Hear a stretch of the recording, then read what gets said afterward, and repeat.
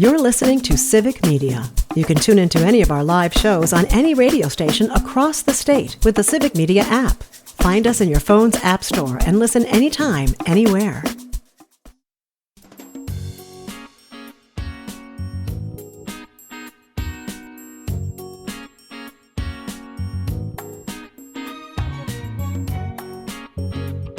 Live across Wisconsin on Civic Media, you're listening to Mornings with Pat Kreitlow, powered by Up North News. Now, from our Lake Wissota studio, here is the founding editor of Up North News, Pat Kreitlow. Hey, good morning. It is 7:06. Nice to have you back here up north on this Thursday morning, August 21st. Parker Olson is producing this fine program down in Madison Studio A2, and meteorologist Brittany Merlot is standing by. As are a lot of you, Parker, we were casting aspersions before. Some of our usual texters and commenters weren't with us right off the top, and Alicia made sure to put up on YouTube, I was driving, and that's what we want. We don't know. We do not want people texting while driving. So I'm glad that she waited till she was somewhere where she didn't have to keep her hands at 10 and 2 on the wheel and could let us know that she was there. And any of you folks can join us. Just head over to the Up North News or the Civic Media Facebook or YouTube pages. We'd love to have you along, just as we do every day from Rob in Tigerton, who says to Brittany, as always, good morning from Tigerton. It is sunny with light fog, 56 degrees. I had 3 yards to mow in Tigerton, then a doctor's appointment in Shawano. He says, last night I was in Neopit for a meet and greet with the 4 Democrats looking to potentially take on Congressman Tony Weed. That would be in Northeast Wisconsin's 8th Congressional District. Kristen Lyerly, he says, was the MC of last night's event, and he took pictures of the event of people giving speeches. And I know that Kristen told me she was looking forward to Rob coming out there and being the photographer for that event. We mentioned in our history segment the birth anniversary of the late Jack Buck, and Rob says that Jack Buck called Bart Starr's quarterback sneak for the winning touchdown for CBS in the 1967 NFL championship game that we all know as the Ice Bowl. So I did not know Jack Buck was on the call for that one. Brittany, the stuff we learn here on this program, right? I mean, we should be getting one of those educational licenses, for all the stuff that we teach people throughout the course of the day. Yeah. You did make it to WFHR yesterday for their anniversary? I did make it. I was like the grand finale. You were the headline. You were the Jimi Hendrix of this all. The main event. I was all worried too when I showed up. I was like, oh, those clouds look like they're going to rain. If I show up and I bring the rain, I can't go in. Oh, yes. That is an occupational hazard, isn't it? Yeah. It is. So I had the very early shift there in Wisconsin Rapids. Todd Allbaugh had a great time in the parking lot there for their big celebration of their 85th anniversary. And then you kind of helped take things home there. And I am guessing confidently that the people at WFHR and WIRI were as sweet and friendly when you got there as they were early in the morning. Yep. Even after standing out there all day in the sun, hey, 80 degrees. We still hit yesterday. It was nice. It was summery. It was. While we have it. It was great. It was a great little road trip. And by the way, I took a different route home up through Marshfield so that I could get up onto 29 and make a stop in Nasonville and get their cheese curds. I got the bag of cheese curds right here. I'll try not to squeak too much while you're doing the weather, but it's that little yellow shack right before Curtis, just west of Abbotsford, that these really nice ladies in their white uniforms and their hair nets are there, and they're just packaging the curds as they're being made and bagging them up, and these are as fresh as they come, and I'm just squeaking on cheese curds the whole rest of the way home. It sounds so good. It was great. Exactly. My mouth is watering. So I'm going to go enjoy some curds while you tell us how the weather's looking for the end of the week. This tonight kicks off the high school football season. So the weather appears to be coming close to high school football weather later on. It sure does. It's going to match that vibe as we go, especially into this weekend. This morning, though, be careful driving. I'm glad Alicia waited until she was done driving to message, because patchy, dense fog, and it is thick in some places, especially central parts of the state and northern parts of the state this morning. Of course, that'll clear and give way to partly sunny skies throughout the day today. Temperatures right now starting at about 50 degrees in Ashland, 68 degrees in Racine. We are going to make it to the mid to upper 70s again today. So pretty much what we felt yesterday, just a smidge warmer. And we're going to put those temperatures on repeat for tomorrow too. So very comfortable out there. We are going to see a few more clouds starting to build in off of Lake Superior far north in the state later today. And then the rest of the state is going to get cloudy for tomorrow because we have a cold front arriving, and that is going to bring some showers and storms potentially. Those look to start tomorrow morning, far northwest in the state, kind of heading towards Eau Claire and Hayward, maybe in the afternoon, and then early evening towards Wausau and Rhinelander, overnight, maybe La Crosse and Fox Valley, and then by Saturday morning, a few spotty showers could linger towards Milwaukee. After that, though, a fall feel. I'm kind of excited. A little brief, refreshing moment, a few days there where it is going to be temperatures in the upper 60s to low 70s on Saturday. It is going to be breezy too, partly sunny that day. But then on Sunday, those winds really start to whip and they actually create some lake effect showers. Not snow showers yet, just regular showers on Sunday, far north in the state off of Lake Superior, because temperatures are going to be in the low 50s, far north as highs, to low 60s, far south as highs. That's way different. I was going to say, we do not get 60s as highs in August very often. No, we do not. Just a little bit of nature air conditioning. And I mean, it's normally not news that I've got the house all opened up, all the windows and everything, but given how smoky it's been, so it's either been hot and humid or smoky, that, this is not going to be our least expensive year for Xcel Energy for the air conditioning bill, is what I'm trying to say. So this is a nice treat to have this. Exactly. Save a few dollars here or there if Yep, you can that's this weekend. Alicia says it was really thick around Kaukauna and Wrightstown. She puts up a big old smiley heart face for being shouted out or for being a good, careful driver by Brittany, and of course a little cheese wedge as well. And Rob says, "Is that by the Abbey truck at Highway 29? Close to it. Yep, it's on your way. That's the next exit if you want to stop at Nasonville to get those cheese curds." So, Brittany, thank you so much. We'll get another update from you next hour. Sounds good. Okay. Hey, you can always sign up for the Up North News Daily newsletter. If you haven't yet, head over to upnorthnewswi.com and get yourself signed up there. The Milwaukee Brewers were losers again. They've now lost 3 in a row to the Chicago Cubs. Jacob Mizorowski, once again, is proving himself to be an explosive pitcher, but as a result, you're going to really tax the bullpen.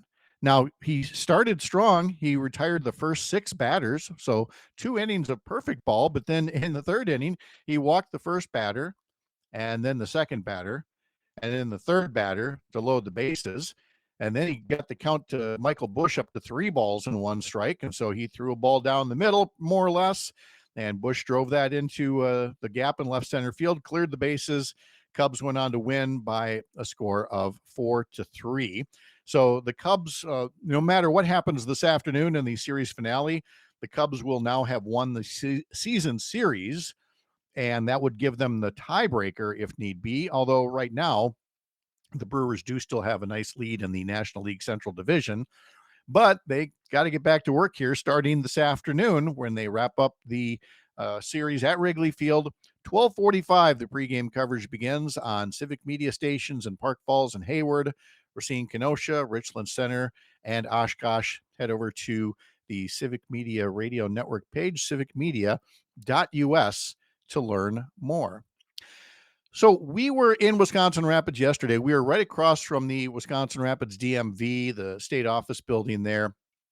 And Parker, if there's one thing that we, kind of take for granted, it's that state office buildings and a lot of buildings similar to that in the public sector, they're not flashy. Oh God, no. They are basic, to put it kindly.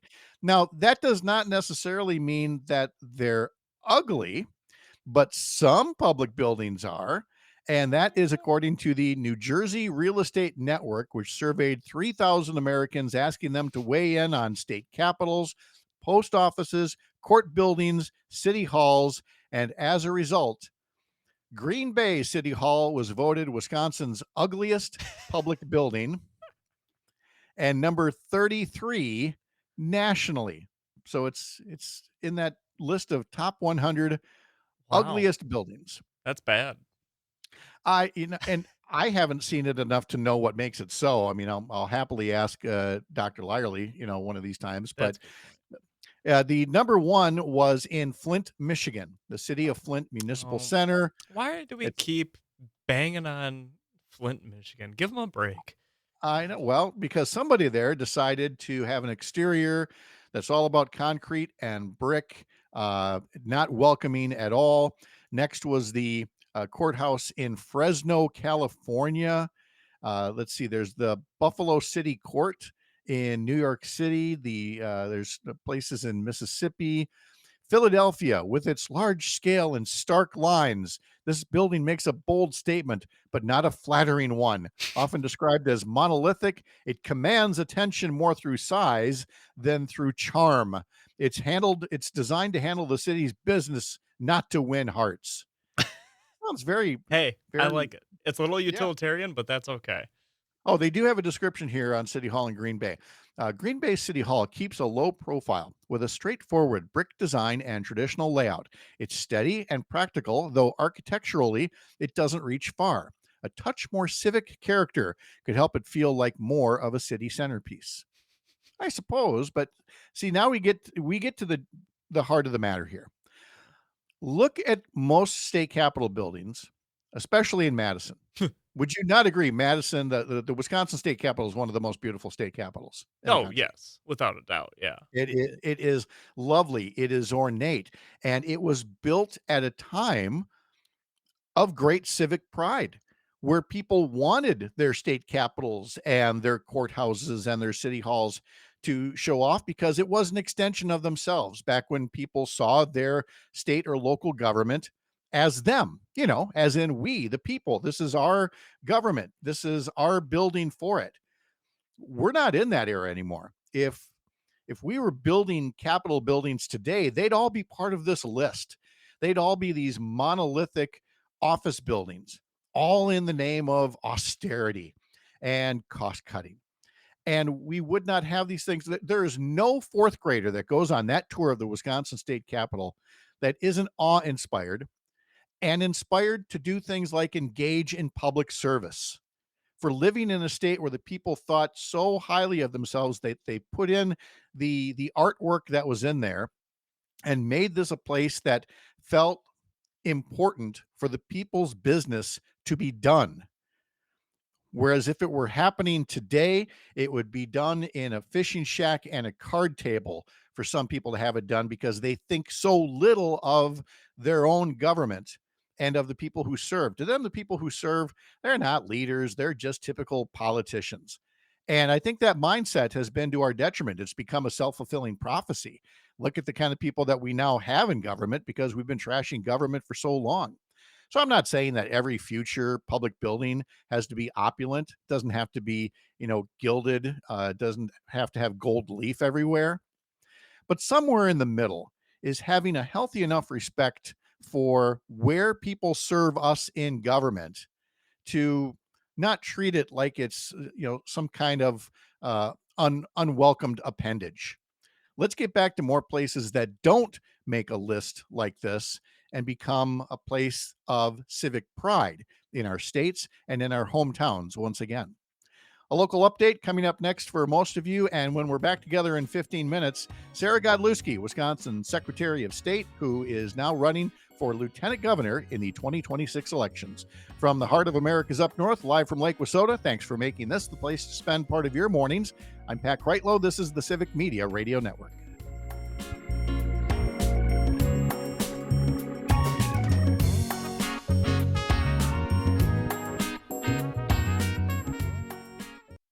You're listening to Civic Media. Stay up to date on the latest news and information for your local community and Wisconsin by signing up for our free email newsletter. Visit civicmedia.us/email to get started.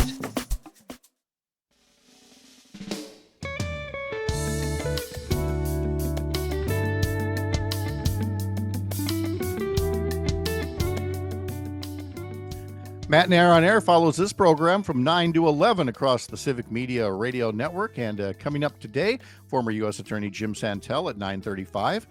At 10:05, they'll be talking to Kate Riley, President and CEO of America's Public Television Stations, about the closure of the Corporation for Public Broadcasting in order to pay for tax cuts for billionaires and millionaires.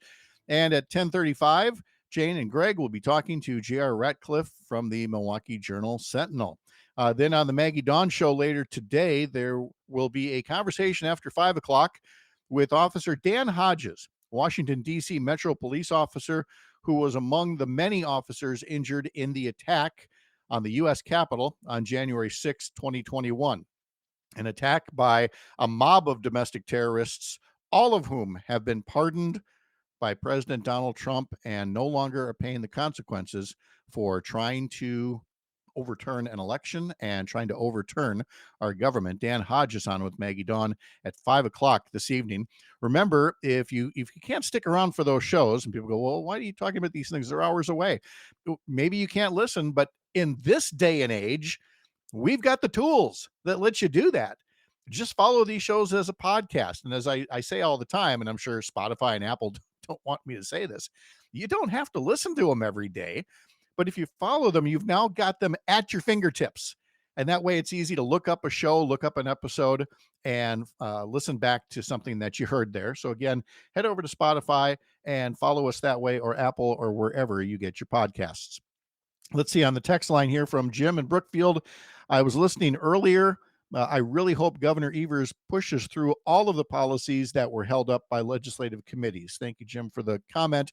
We were talking about a Jesse Aupoint story in the Milwaukee Journal-Sentinel about how Governor Evers is moving forward now to implement some policies and rules that previously had been blocked by a legislative committee. And again, it feels weird to even still say that there were things that the executive branch was trying to do that people in the legislature could block through one committee of the legislature. And it was something that the Wisconsin Supreme Court, recently overturned, because let's take the one about allocating money. Okay. The legislature passes a state budget. They passed it. They voted on it. The governor signed it. And yet the legislature's over here saying, well, we're not going to release the money until we get to micromanage the ways in which you're spending from that pot of money. And that's just not how things are supposed to be done. And the same goes for implementing some of the rules that happen after laws are passed. And that too now is no longer a barrier to Governor Evers. Now, entering his eighth year in halfway through his seventh year in office about this, but finally has a state Supreme Court that is removing the roadblocks that Republicans in the legislature were intentionally putting up here. Tomorrow we'll have our weekend review panel, and Mark Jacob will be along, a longtime journalist in the Chicago area. He now has the Stop the Presses newsletter, and he's got an interesting one this week called Celebrating the Heroes of the Resistance. It's all about the people who, whether they're politicians, legal leaders, scholars, media folks, business leaders, moral leaders, who have all been bright lights in combating the darkness that is MAGA. And we'll be talking to Mark tomorrow, along with former U.S. Attorney Jim Santel and journalist Jennifer Schulze. But one of the things I sure would like to ask them about, and I don't know if time allows, and so I want to get to it now, is an article in the New York Times that, again, we seem to have a difficult time in national media today calling things what they are. There was this feature recently about a place in the Ozark Mountains of Arkansas where a small group of homesteaders are building an exclusive community from scratch. The headline says, "The founders of this new development say you must be white to live there. Housing rights experts say a community restricted to white residents is illegal, but the creators believe they could win a potential challenge in court in the current political climate." And then it goes on to talk about the shady backgrounds of these people who are starting this community. But again, talking about, why they would restrict it to people. There's an article or a little note here about white nationalism that exploits economic anxiety. And at that point, I had to stop reading because I was like, why is the word racist not in this headline? or the subheadline or anywhere in the article. You finally have to get somewhere far down the article where people involved in racial justice talk about how blatantly wrong and illegal this is. And that's all true. But why did it take that rather than a headline more along the lines of, racists trying to build a whites only community? We had the same problem with the word gerrymandering. When those districts first came out in 2011, that new map, some of us recognized right away what it was. But again, local media would not refer to it as gerrymandered. They had to see like 3 or 4 election cycles in a row with lopsided results to say, hey, these maps are gerrymandered. At the time of the civil rights era, you had plenty of people who took umbrage if you described them as racists. How do you describe them now in hindsight in the history book? They're racists. And the same goes for an administration that is now not just talking to the Smithsonian, but says they're going to talk to all museums about their exhibits and whether they focus too much on, quote, how bad slavery was. The Trump administration wants a wide ranging review of museum exhibits. And the New York Times language says, added to his pattern of minimizing Black history. His pattern of minimizing Black history. Why do we have such a hard time with that? Now, some folks will say, well, this is all about a distraction away from Jeffrey Epstein and the Epstein files and everything. Well, two things can be true at once.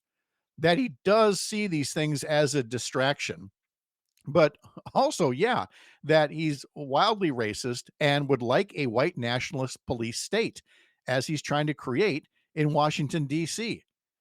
Let's stop being afraid to say that. We're talking to Lieutenant Governor candidate Sara Godlewski along the way. I'm Pat Kreitlow. This is the Civic Media Radio Network.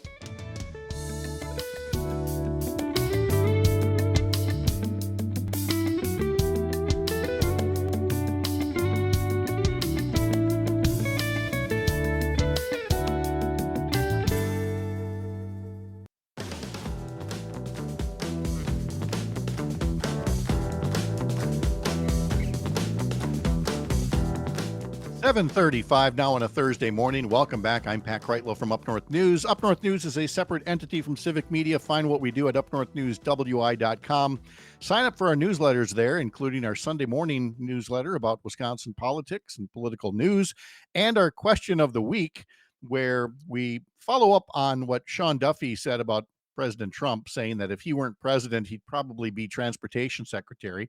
I don't know that most people buy that. So I asked, what should Donald Trump's next job title be? And a lot of interesting answers are coming in. So to be part of the first wave to respond to our question of the week, you got to subscribe to the newsletter.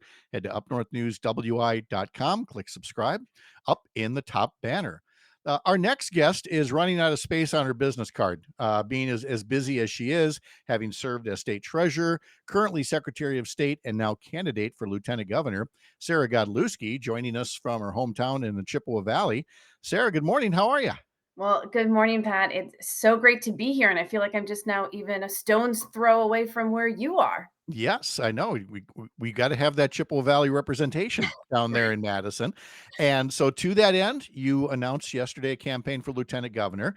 I will admit that I thought by now we'd have something like 10 candidates for governor and a whole bunch of candidates for lieutenant governor, maybe attorney general. And we'll get more about the nature of the races. But as it is right now, you are first to toss your hat in the ring for lieutenant governor. Talk about why you made that choice rather than being part of, a great big pack of folks like we had back in 2018 running for governor. Well, I think a lot of us were trying to figure out what Governor Evers was going to do. I mean, Governor Evers is one of the most popular governors in the country, let alone Wisconsin. And so when he made that announcement, for me, I was like, okay, do I stay in my role as Secretary of State or do I do something else? Like it just kind of opened up, I think, this whole kind of, other opportunities. And Pat, I will tell you, I've been traveling the state a lot, doing town halls and talking to folks about the work we've been doing. And it's pretty clear people are fed up. They're fed up because they're seeing this system that works for corporations and the 1%. And well, some of them are, just barely getting by. I mean, I was in Kenosha recently, and a single mom who's also a home healthcare worker has to work two jobs just to stay afloat. And for me, this work has always been about service. And so as I started thinking about it and talking to my family and friends, I just was like, look, I think the best role for me at this moment is to help the team that's going to solve some of these critical issues, whether it's healthcare or affordability. And the best way I can do that is through the lieutenant governor's office.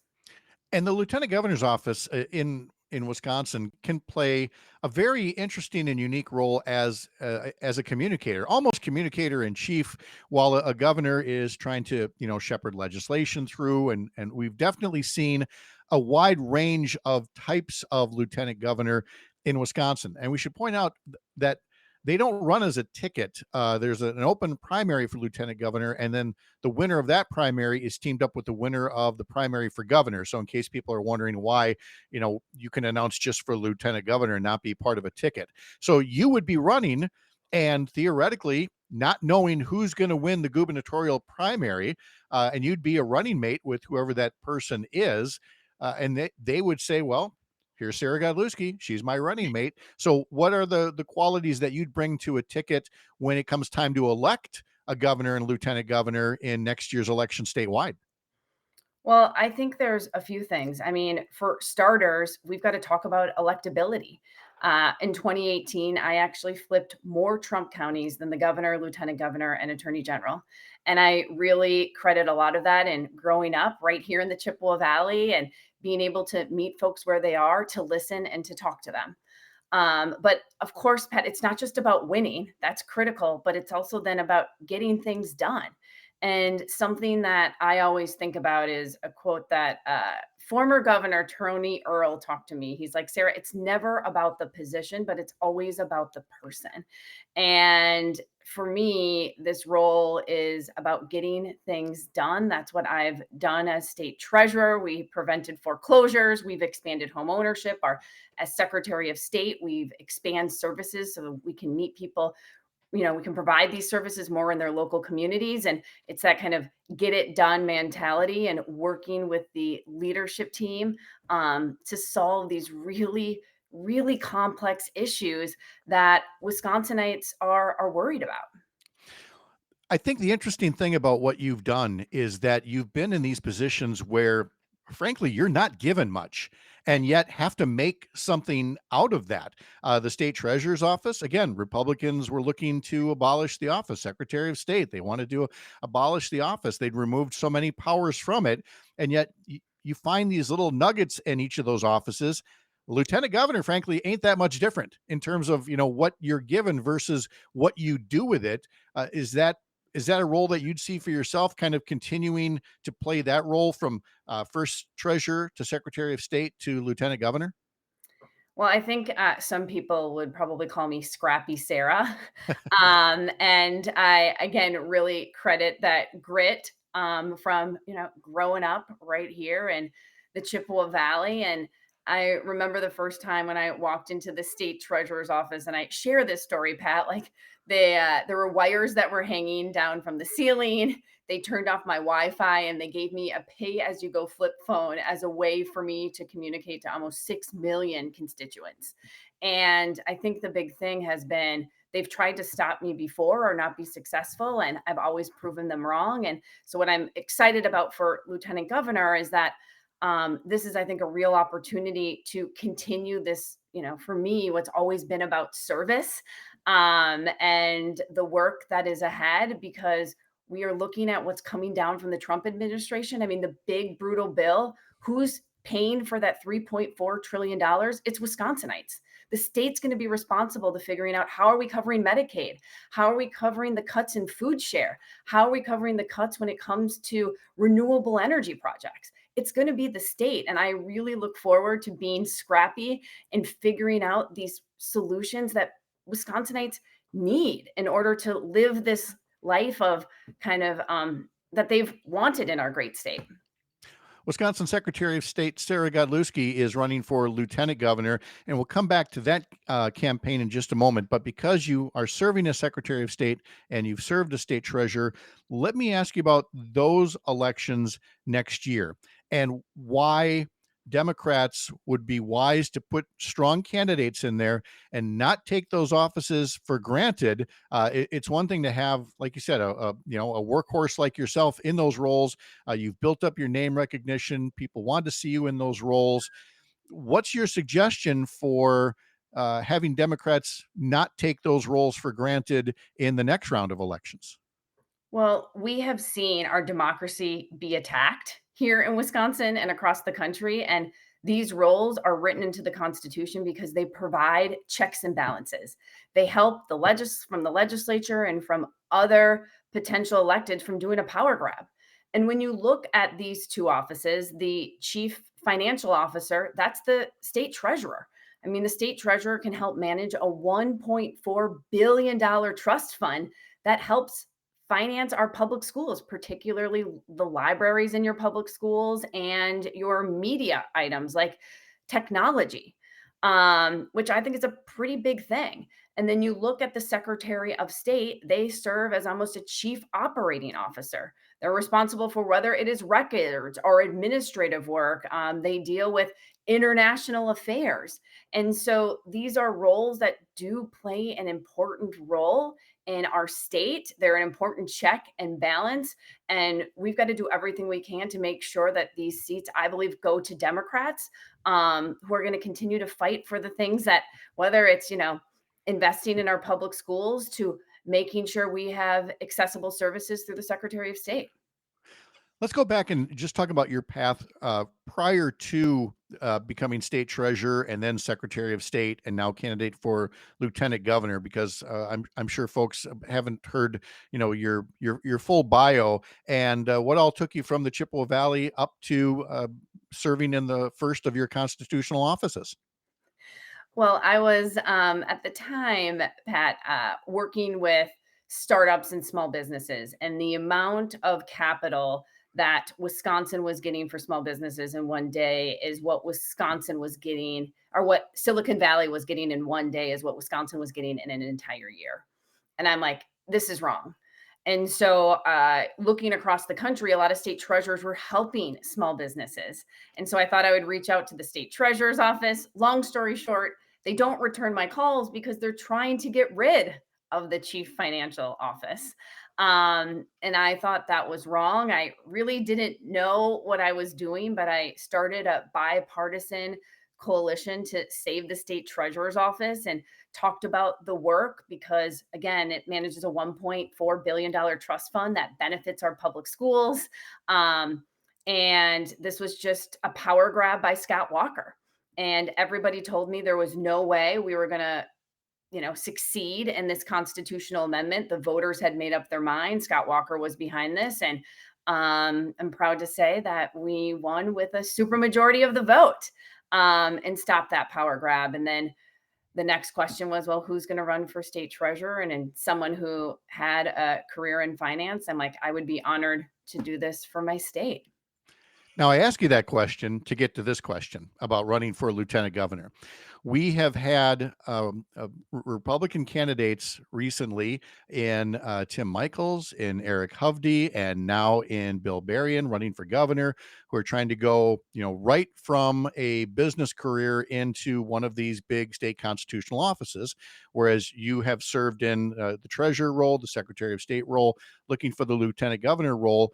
Can you talk a bit about the value of that experience versus somebody who has not served in any kind of public office running for a position like governor? Well, to me, I think what's really important is experience in government and getting things done.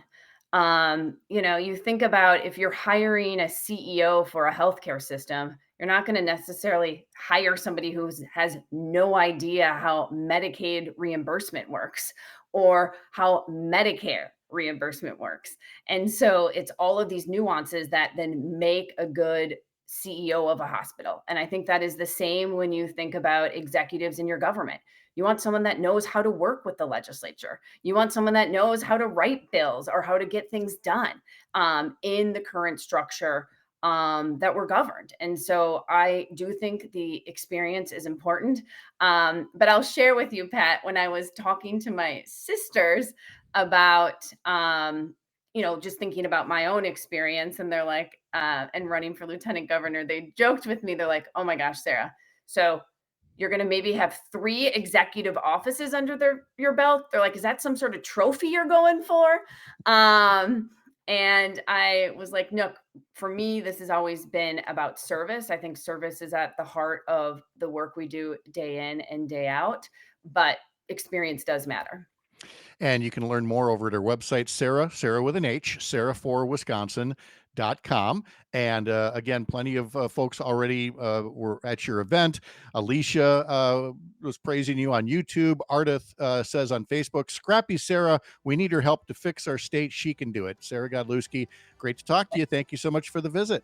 Well, thanks for having me, Pat. It's always great to be here. You bet. Great seeing you as well. When we come back, we're going to talk to Todd Allbaugh here on the Civic Media Radio Network.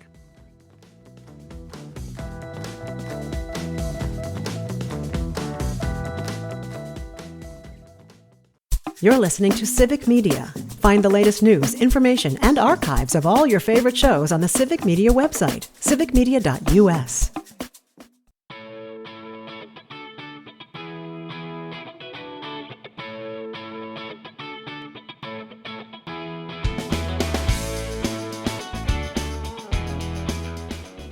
Matt and Air on Air is coming up next from 9 to 11 here across the Civic Media Radio Network, followed by Tom Hartman, followed by this guy here, Todd Allbaugh of the conveniently named Todd Allbaugh Show on this Thursday. Yes, where, again, he's got a really big shoe today, and then tomorrow, all of the really big shoes will be giving away Brewers tickets. Free Ticket Friday is making a comeback, and don't let this recent little 3-game skid throw you for a loop. There's still plenty of baseball yet to be played here. And I feel it's going to be a good game today, Pat. I was listening earlier. I heard you say it's Craig Counsell's birthday. What better gift than a loss? Fly the L. It would be the best. Pregame starting at 12:45 across the Civic Media Radio Network. Weren't the people in Wisconsin Rapids the best? They are absolutely the best. We were up there yesterday, as I know you were yesterday morning as well, for the 85th anniversary coming up on WFHR. And yeah, every single person was fantastic. The people at the station, the people that were there from the community organizations, to people just coming up and saying hi. So it was a good time had by all. I want to think that I was single-handedly responsible for the good crowd that you got because of the video that I put up in the pre-dawn darkness of 5:30 in the morning, standing outside the radio station there saying, I'm first in line for the Todd Allbaugh Show coming out there this afternoon. And sure enough, you had the one thing I was noticing that is one of the hazards of live radio was like the group of youngins who are all coming by and just like, are you on the radio right now? Are you live? Hey, can I be on the radio with you? And I'm watching and somebody shushed him away, and I was going to turn around and put him on the air. You probably were, which is exactly why Laura and Melissa could not be fast enough as bouncers to get those pesky meddling kids out of the way before they said a naughty word or something. Although we all know if anybody's going to say a naughty word on the radio, it's going to be the guy with all the radio experience over here. But you've been very well behaved. You want to know what happened? After we got off the air, Miss Wisconsin Rapids showed up, and we had a nice chat off the air. And I asked her, I said, are you in high school or are you a senior? She goes, no, I'm in college actually. I'm like, all right. Mm-hmm. And then some of those same kids that were trying to get on the air, they came up and they're like, how old are you? And she goes, well, I'm pretty old. And oh, no. The kid goes, what, like 23? And she goes, no, I'm 20. And then one of the kids, like 10 years old, goes, you look like you're 23. Wow. And I said, how old do you think I am?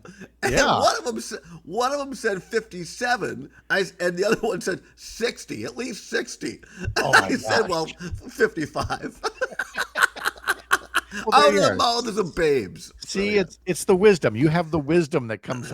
All that gray in that beard is Right, wisdom, yeah. boys and girls, not age, by any stretch of the By the imagination. way, I heard your interview with Sara Godlewski. That's fantastic. She is running for lieutenant governor. I would like to announce this morning, after traveling around the state, particularly Wisconsin Rapids, I am being encouraged to think about running for lieutenant governor. So that's exactly what I'm doing. And I believe that if I do run for lieutenant governor, my campaign slogan will be, somebody needs to keep an eye on these people. That's all it's going to be. That's it. Because, really, because it's a great job. You have no constitutional duties other than staying alive and waiting for the governor to either die or leave office. Unlike the vice president, you don't have to vote in a tie in the state senate anymore. So Yep. you just sit around. It's a great office. So I think I'd be good at doing nothing, Pat. I think you would take that office back down to the level of people's expectations. Which is exactly why Sara Godlewski does nothing other than win and Right. win appointments and elections, is because she exceeds expectations in the Yes. roles there. But I think that should be your motto. I will bring this office down to its expectations. You know. All right. We'll I see. think I'm thinking about it. I'm only announcing I'm thinking about it. Okay, I think we need to keep you here to talk to people. Like today, you're talking to Dan Schaefer from the recombobulation area, who hopefully has recovered now from his free George Webb hamburger and the experience of waiting in line for it. I'm very, very excited. I believe it was Pink, or no, who was it? Somebody was in town in Milwaukee doing a concert, and they mentioned the recombobulation area on their socials. So I'm very excited to talk to Dan about that. And I think they were talking about the Milwaukee Mitchell Field Airport, but nonetheless. And then number two, yes, our own Dan Schaefer braved the elements, the people, the crowds, and pushed his way through the lines in George Webb, and he had a free hamburger on George Webb Day for the Brewers. So we'll talk to him, and we might get to politics as well. I don't doubt that you will. There's been more than a couple of things that can be talked about besides George Webb hamburgers and things like that. And also, I talked to John Shelton from Green Bay. He and Chris Larson wrote that letter about the qualities that they expect in Wisconsin's next governor. And it leads to a discussion similar to the one that I had with Dan Schaefer, is whether so-called centrist Democrats and so-called liberal Democrats, are they going to be adversaries or allies in the coming year? Is that a real concern, or is that just something we like to talk about on the radio? I don't know. You're the Democrat. I'm the former Republican who's an independent. I think you've heard me say before, that was the one reason I was hoping Evers would run for re-election, because he's been a steady hand and brought people together. We'll see. I know Francesca Hong, who I think is a great state representative for the Isthmus of Madison. I don't know that transfers over into a statewide agenda, because I've lived in the Isthmus of Madison, nothing against it, but what flies there is not going to fly at Wisconsin Rapids. So I'm hoping for a Democrat, whether it's Sara Rodriguez, the current lieutenant governor, or Kelda Royce, state senator. I think those are two examples of people that have gotten in so far that have shown the ability to bring Wisconsinites together. Well, Kelda Royce hasn't gotten in yet, but she came as close as she came on your show, making the news that she's this close to announcing, which for me, that's close enough. She's in because she told Todd Allbaugh. That's how that show works. Nothing to do with me, but the power we were the closest. We were a block away, so she said, "I suppose I'll walk down to Allbaugh's show." You were the most annoying inquisitor. That's how you get things done. Todd Allbaugh, weekdays from 2 to 4. Thank you, my friend. Talk to you later. Thank you, Pat. Bye-bye. All right. Hit the wrong button. We'll be back. You're up north. The national news cycle never stops, but it can be hard to find news about your local community. Civic Media is dedicated to providing quality local and state news coverage across Wisconsin. With the Civic Media app, you can get notifications about local stories that matter to you and your community. Find the free Civic Media app in your phone's app store and choose notifications from the menu to tell us what kind of news you want to hear about.